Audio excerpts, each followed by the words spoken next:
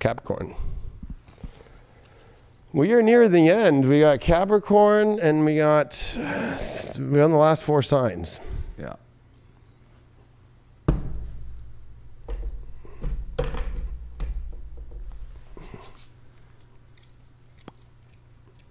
Voila. All right. All right, Cappies, what's going on? Big new moon in your sign this week. It's going to be interesting to see what endures from this new moon. And with lots of planets in your love house squaring your second house, let's see. You pulled the World card. All right. So you pulled as your challenge card, you pulled the 6 of Swords. Man, these cards are coming up a lot. 7 of Cups. And your challenge here is the 5 of Wands reversed. Well,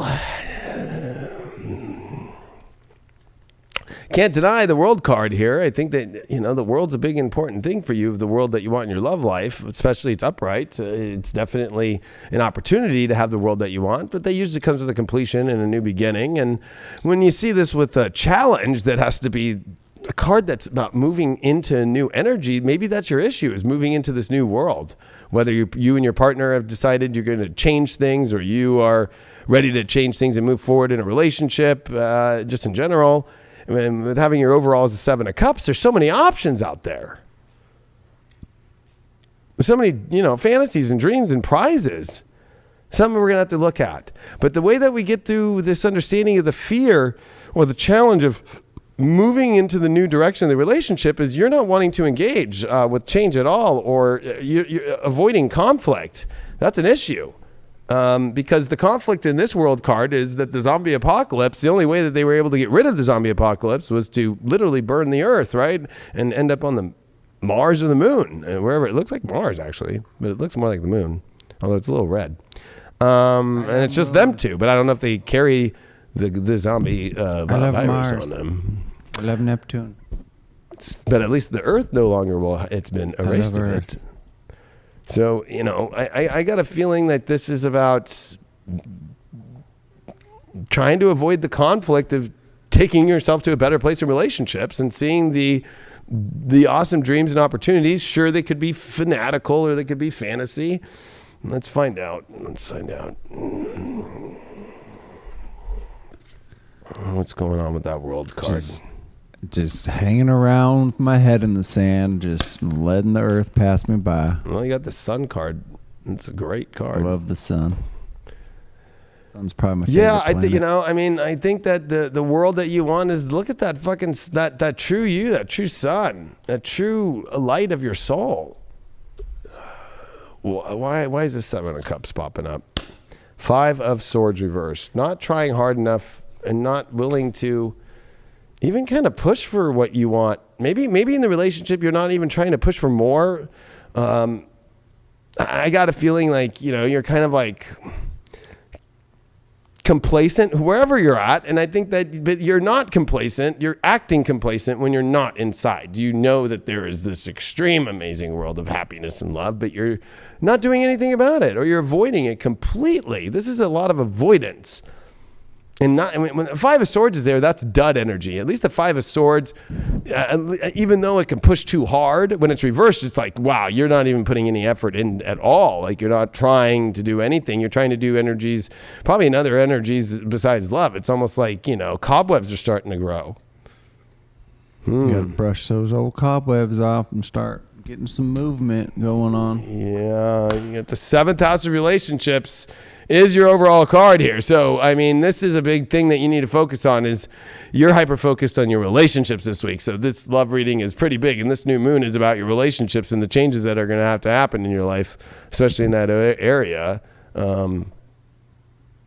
Your sexy time card here. Sexy time. Well, you pulled the Chariot. Ooh. Is that threesome? What? Well, it's commanding the chariots, right? The two people to go in the direction that, but it's also divided by spirit. But this is also a new direction. How many people are on that card? I mean, it's a very weird card because I don't even want to associate people being like driving the cart and being in control of them. Well, some people like that in sexy time. Well, yeah, I mean, if you're into bondage, yeah. Yeah. But it's the chariot. So I'm not trying to look at these cards too literal. I'm just, somebody send them to us and we're trying it out. I mean, I don't know how many. Everybody sent us cards, so we try them all out. You know what I mean? We give everything a shot on this show. But I feel that the chariot with the seventh house of relationships, the chariot leaves an area it understands and knows, and there's nothing else. There's no more answers. So all that's left is to leave the little town and move on, especially the little town of fucking little Sasquatch, fucking mini little Sasquatches that didn't have hung energy that you were looking for, I guess, right? So you move on. And you go towards the quest of the new thing that is guided by the moon. It's called the Magician Wand. The chariot card has it all. And I feel like, I think that your only choice here is the adventure of the relationship that you really want to have in your life, that you define in yourself, and that you need to be more visionary about, and that you needed to go. And the Six of Swords and the Chariot are very relatable. And then you got the World card here, and you got it with the Sun. I mean, come on.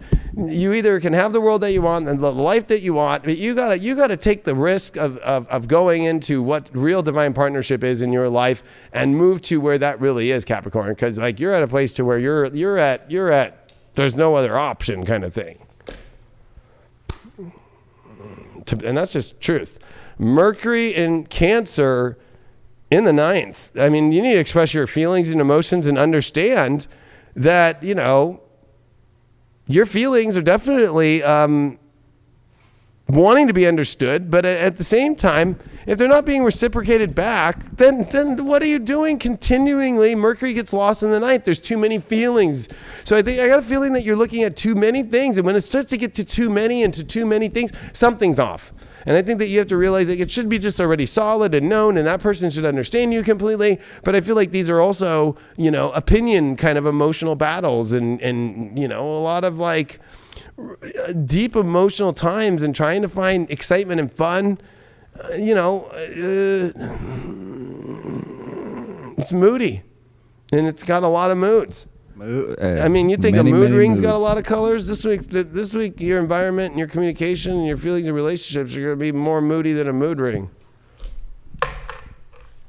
You're going to be a beautiful rainbow up there, expressing yourself just with all sorts of love and feeling and admiration to yourself and to the partner that you're with. Well, yeah, I mean, that's what's good. The 9th house can be very positive. So yeah, very positive. But then with Cancer there and Mercury, it could also then go, oh. So it's like bipolar. Wrangle it in a bit. It's a little bipolar emotions. Wrangle it in. Focus your energy. Focus and then move. Don't be scattered. Don't be trying to fix everything all at once. Just go color by color up that beautiful rainbow. Make it a part of your life.